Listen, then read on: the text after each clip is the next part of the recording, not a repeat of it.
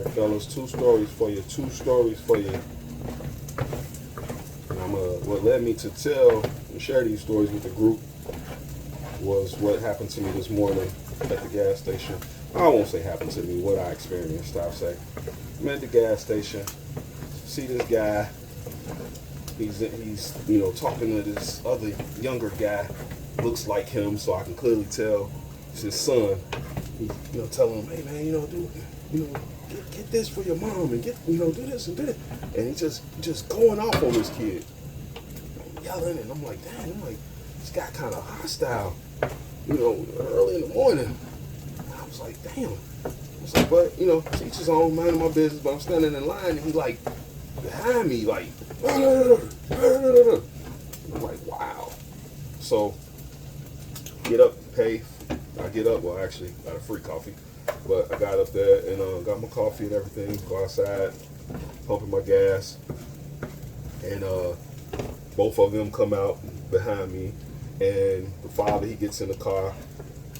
Clearly this is his son, he looks like him or whatever, and he pumps the gas and everything, and he's up there on the other side of me. So he says, hey man, he said, my dad, he said, I know to a lot of people on the outside, what made this young man start telling me this, I don't know, but I get that everywhere I go. He said, a lot of people look at my dad and the way he talks to me, but he said, what people don't understand is that, he said, my dad came into a nice chunk of money, and he said he gave me $50,000 as a safety net. And he said, and not only did I blow through that, he's like, I stole $100,000 from him. He said, I used my friends to swindle him out of $100,000. So he said, basically, I took $150,000 from my dad, and he's like, and he forgave me. He said it took him time, and he forgave me, because today, he said, my dad has to work because of what I did to him. And he said, so the way he talks to me is very kind compared to what I did to him. And I said, wow.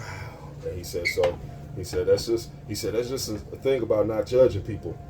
And it's like, I said, yeah, man. I said, I get it. I said, people never see, and before I could finish what I was saying, he said, anybody poke the bear, right?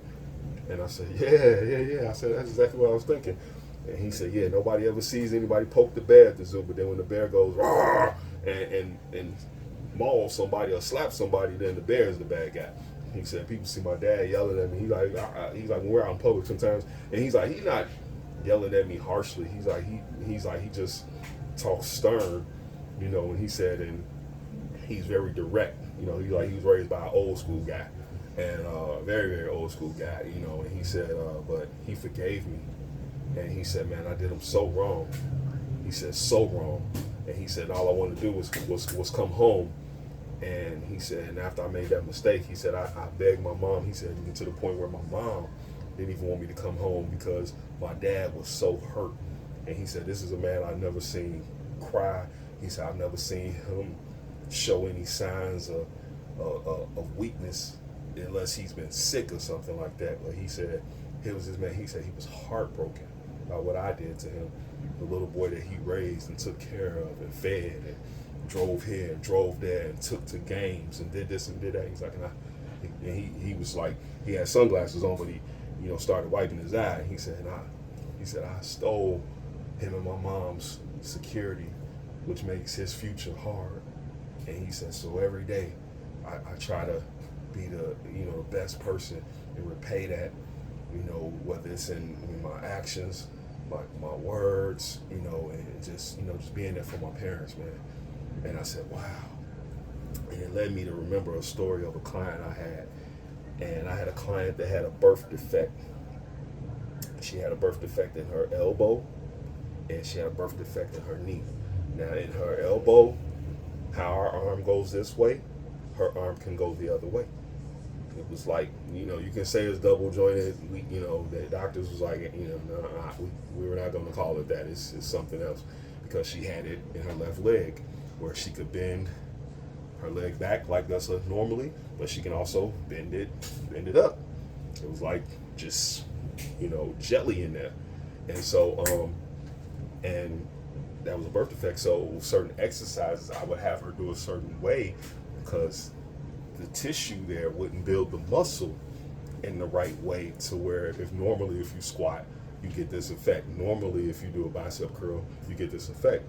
So it was one day me and her were outside at the park by our house and we're doing exercise modified way that I came up with for her right side and for her left side on the legs.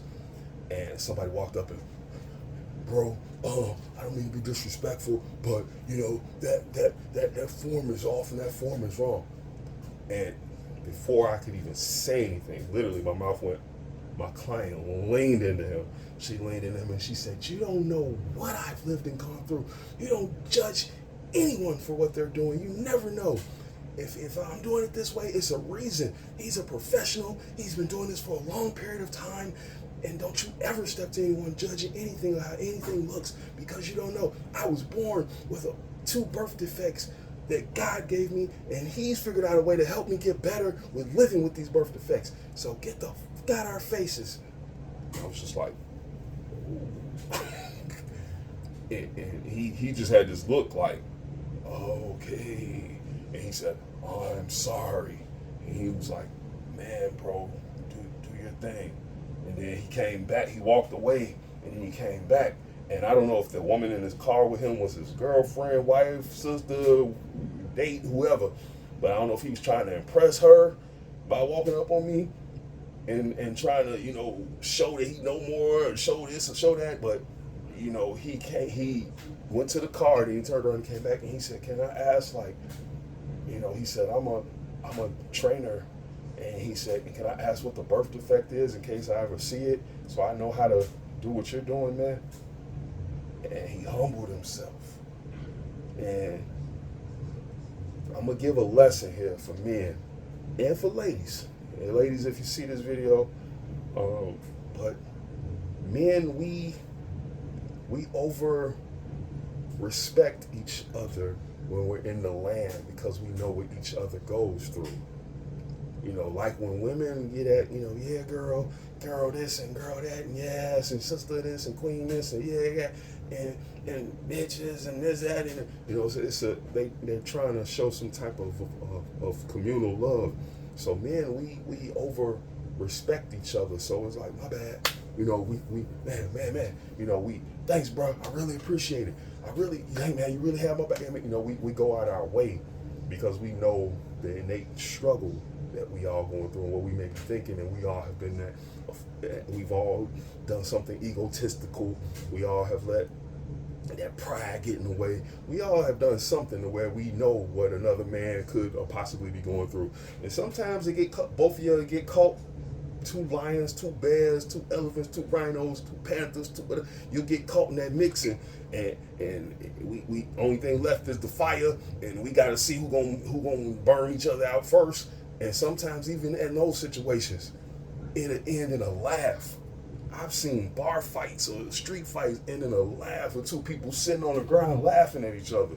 Like, what the hell are we doing this for? Like, you know, are we too old for this shit? You know, and that right there, that non-judgmental and respect has to be trickled back down to those coming behind us so that they'll know that, man, everything ain't got to be about taking your whole existence because I want to see you win because I want to win. You know, so me, you know, hearing this guy talk to his son a certain way, I was just like, wow, you know, but my ears wasn't of judgment. My ears was just like, wow, you know, man, my man hostile early in the morning. Whoa, like, you know, let's hurry up, pay for these coffee, get these coffees and get the hell up out of here. You know, but it was like, I wasn't judging him because I've been a man frustrated. I've been a man in difficult situations. I've been a man in struggle, you know, and I know that sometimes it could come on the outside looking in, it could look a certain way. And it doesn't take away any love or anything for anything. It doesn't mean that. It doesn't mean that. Until a man says, I'm done, it's over, that's it, you know, case closed. It's like, other than that, it's like, you know, we still got love even behind the hostility, even behind the stern voice, even behind the, hey man, get over there and do that. You know, it's like, even, you know, it's like, and even when things arise, we still got a mutual respect for that person that's in front of us about to go through this fire or with us, because it's like we already know he's thinking this because I'm thinking this. He's feeling this because I'm feeling this.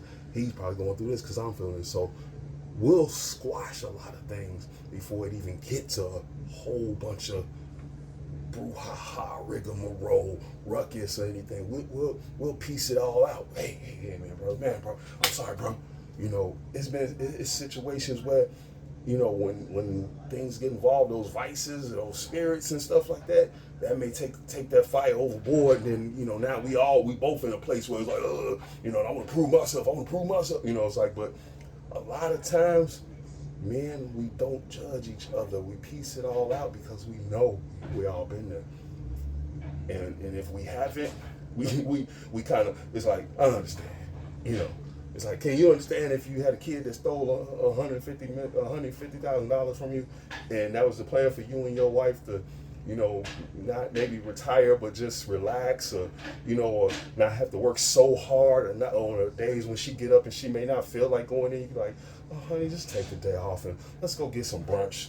Or, you know, or the days when you're not feeling well, you can say, honey, let's just go for a walk and do this and do that. You know, you can understand. You know, you may not yell at the person who does it, but you can understand. And hell, some of us may not even have forgave their kid. We're like, man, look, that's it. I'm done with you.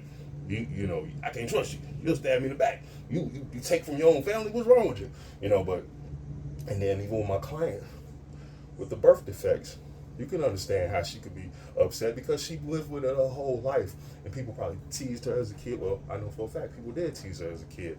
People always come up and treat her a certain way if they see it, because it's something that is not visibly seen. It's just that, you know, if a fork is falling off the table, she said, I may go like this, and my arm may bend, you know, out to the side. And somebody be like, whoa, what, whoa, you know. So you can understand how she can be upset by somebody judging her, or how she's doing something to better herself. You may not have snapped off like she did, but at that time, she was going through a lot of other things in her life, and it was like, this is just one more thing. Leave me alone. This is my place of peace. This is what she told me. This is my place of peace. Me training with you is my place of peace. This is what I need to help me get through what I deal with, because sometimes my pain is so unbearable and I have no one to talk to and share this with. And the only time I exert it is when I'm here and I got somebody who's carefully caring about what I go through and helping me get better and stronger. So you can understand, but, you know, no judgment. No judgment. You never know someone's journey. You never know someone's walk.